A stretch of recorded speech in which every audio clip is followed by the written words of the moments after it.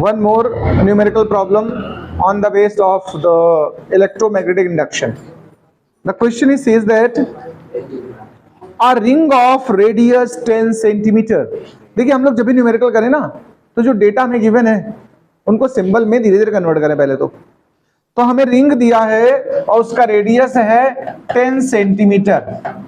अच्छा, सेंटीमीटर को मीटर में कन्वर्ट करने के लिए आप क्या करते हो बताओ? 10⁻⁻² से मल्टीप्लाई कर लेते हो कि नहीं कर लेते हो? बताओ. एक चीज तो ये हो गई. अब अगले स्टेप पे बढ़ते हैं. And resistance 2 ohm. रेजिस्टेंस हमको गिवन है, हम लोग रेजिस्टेंस को कैपिटल आर लिख देते हैं, तो 2 ओम गिवन है.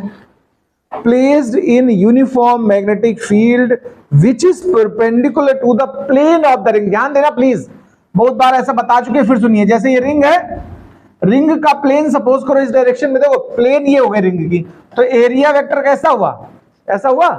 और जो बी है वो भी प्लेन पर कैसी है? परपेंडिकुलर है. जब भी ध्यान रखिए क्वेश्चन में हमें ये वर्ड बताए कि the magnetic field is perpendicular to the plane of the ring, ऐसा बोले, प्लेन ऑफ द कॉइल, तो समझ लेना एरिया वेक्टर और बी आपस में कैसे हुए जा रहे हैं? पैरेलल. होगा परपेंडिकुलर, आएगा कैसा? पैरेलल. तो जब ऐसी सिचुएशन होती है तो मतलब ये ध्यान रखिएगा, अगर प्लेन जो है कॉइल का वो अगर फील्ड पे परपेंडिकुलर बोल दिया जाए या फील्ड प्लेन पे परपेंडिकुलर है, और हमें लेना क्या होता है फ्लक्स वाले कॉन्सेप्ट में? Area vector. Area vector plane पे फिर वो भी परपेंडिकुलर होता है, तो दो परपेंडिकुलर अगर होंगे तो आपस में कैसे हो जाएंगे? पैरेलल. एंगल हो जाएगा 0 एरिया और बी के बिटवीन. ठीक है, तो यहां पर अभी हम बात करते हैं आगे. देखो क्वेश्चन को और प्रोसीड करेंगे. हमारे पास पूरा क्वेश्चन क्या है?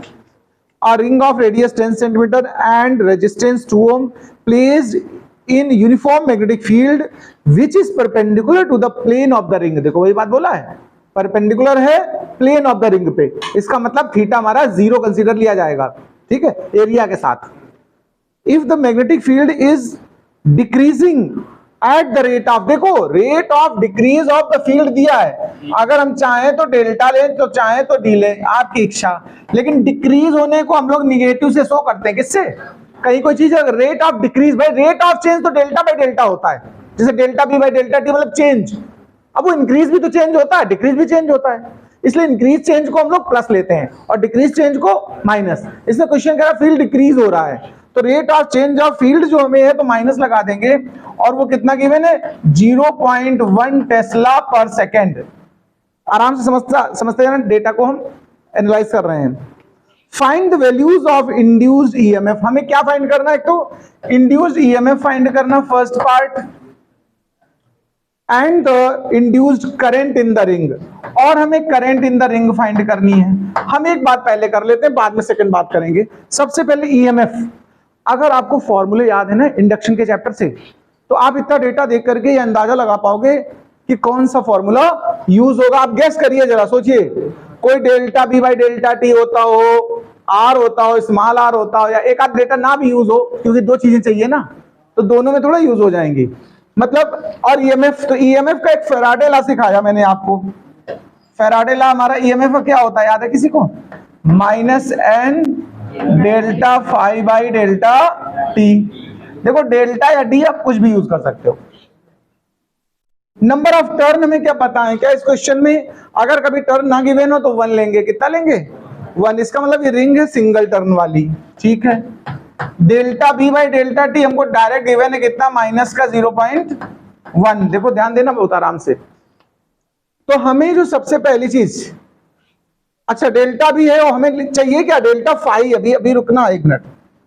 ये देखो हमें डेल्टा फाई चाहिए. हमारा फॉर्मूला क्या होता है?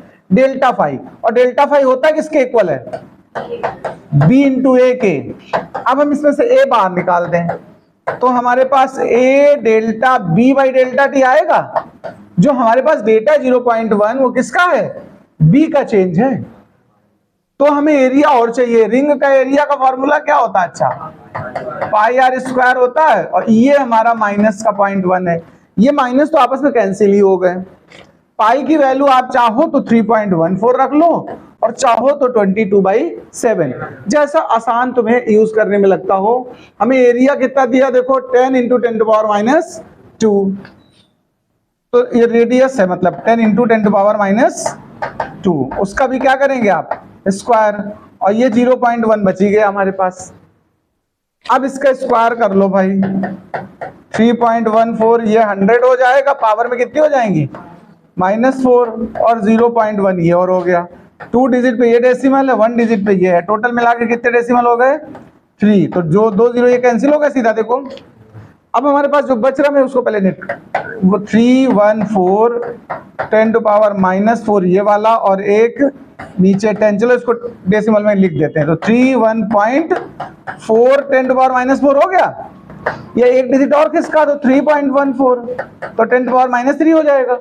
और 10⁻³ को चाहे तो मिली भी लिख सकते हैं। वैसे ईएमएफ निकाला ना, ईएमएफ की यूनिट क्या होती है, वोल्ट, या इसको हटाओ सीधा, एक और तरीका आसान, तो 3.14 मिली वोल्ट, ऐसे भी लिख सकते हो आप। ये अभी हमारा क्या निकला है, इंड्यूस्ड ईएमएफ या ईएमएफ। हमें एक चीज और निकालनी है, हमें क्या निकालना है इसमें, करंट। ओम्स लॉ लगा दो सीधा, V = IR होता है कि नहीं होता, बताओ।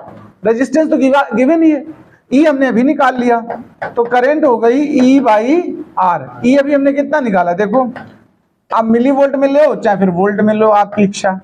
3.14 10⁻³ R की वैल्यू कितना निकाला, गिवन है हमारे पास 2, डिवाइड कर दो, तो 1.57 ये हमारा एम्पियर आ जाएगा, करंट है ना। तो ये नोट कर लीजिए आप लोग, बढ़िया।